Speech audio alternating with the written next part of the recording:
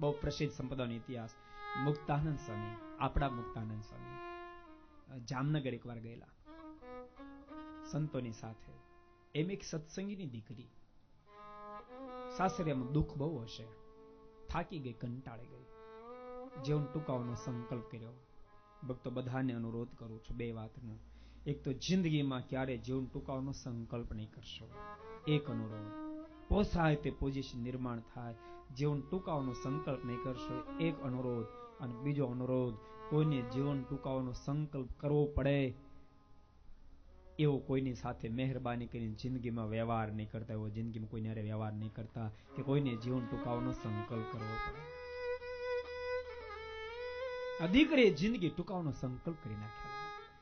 ઝેરનો કટોરો ઘોળીને મોઢે માંડવીની તૈયારી કરતી, ત્યાં પાડોશમાં રહેલી કોઈ નારીએ કહ્યું, અરે બહેન, નામ લઈને કીધું છે, અરે સંતો આવ્યા છે, તારે સત્સંગમાં આવવું છે?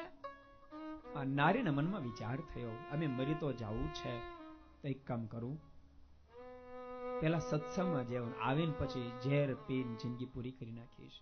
આમ નિર્ધાર કરી અને એ નારી ઝેરનો કટોરો બાજટ નીચે સંઘરી કથામાં આવી છે, સત્સંગમાં આવી છે. મુક્તાનંદ સ્વામી જેવા સંત કથા કરતા હોય, ભક્તો જેના હૃદયમાં અખંડ ભગવાન વાસ કરીને બેસ્યા હોય, જેની વાણીમાં સ્વયં પરમેશ્વર બોલનારા હોય, એવા મહાન સંત મુક્તાનંદ સ્વામી વાત અંદર વાત લાવ્યા છે.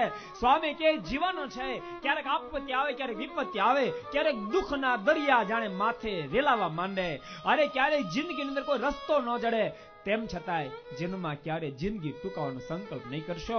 એકવાર માણસ જીવન મળ્યા પછી જે માણસ જીવન ટૂંકાવી નાખે છે, મને આત્મહત્યા કરે છે, અને પરિવાર માણસનું જીવન પ્રાપ્ત થતું નથી.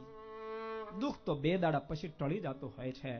અને સ્વામીના શબ્દ સાંભળતાની સાથે પેલી નારીએ નક્કી કરી નાખ્યું, હવે મારે મારી જિંદગી ટૂંકાવી નથી, પણ જીવન સામે લડીને મારે જીવનની અંદર વિજય પ્રાપ્ત કરવો છે. નારીએ પોતાનું જીવન બચાવી લીધું.